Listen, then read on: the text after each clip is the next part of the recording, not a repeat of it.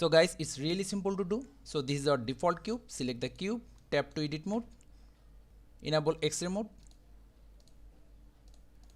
numpad 1 for front view, press 1 for vertex selection mode, select all the upper vertices, bring it up. This will be our tail.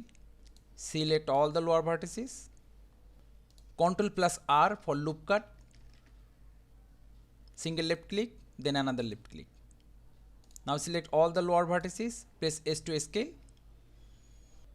then select the right vertices and the left vertices, drag it down, press A to select everything, right click, subdivide. Let's subdivide it 20 times.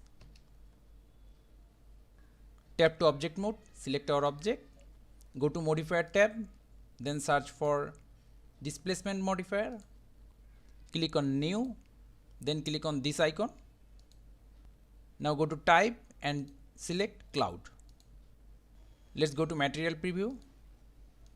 So this is what we have so far. Go to size, increase the size, extend the color, increase the contrast for more depth. Seems like our trail is fat, so let's go to edit mode again. Press A to select everything, press S to scale, Shift plus Z to lock the Z axis. Now move the mouse, single left click, done.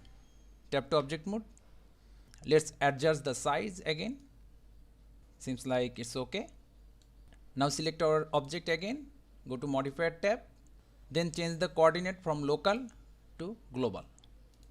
Why we changed the coordinates? As you can see, if we move our cloud changing its shape. Now let's change it back to local and try to move it again. It's fixed, texture moving with our object. So let's change to global. Now select our object again, tap to edit mode, numpad 1 front view, select all the lower vertices, Ctrl plus G, assign to new group, then go to left side, object data properties, this triangle icon, double click on the group name. Let's change the name to head. We are done here. Tap to object mode, Shift plus A, volume, empty.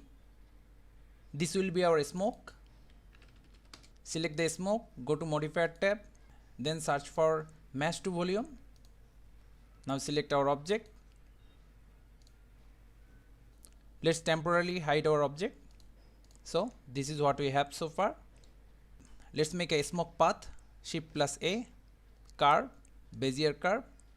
Select the curve, tap to edit mode, select everything, press X, then vertices, numpad 1 for front view, then click on this icon, draw.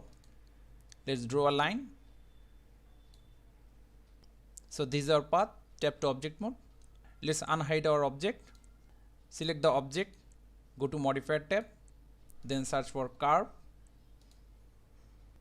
curve object, select our curve, Bezier curve, deform axis, Z axis. Seems like it's going backward, so change it to minus Z axis. Now it seems like okay. Let's hide our object from both view and render. So this is our smoke. Now add a light source, Shift plus A, light, point light. Let's name it head, double click for identification purpose. Now go to object constant properties, then search for copy location. Target is our object, so our object is the cube, and the vertex group. Let's enable our cube again, tap to edit mode, go to object data properties. So here is our vertex group head all the lower vertex points, so that our point light will always follow this vertex group.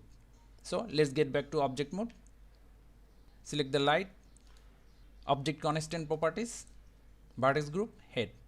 See, the light position is changed. Let's go to render preview, object data properties. Let's give our light a good color, then increase the power 500, 300, but our tail is still black, so let's make it white. This is our another light source. Go to setting, change it to sun, drop down the power. Let's unhide our main object, then select it. So this is our timeline. Let's bring it up. So we are at first frame. Press I, then the location. Let's go to frame number 120. Move the object to Z direction.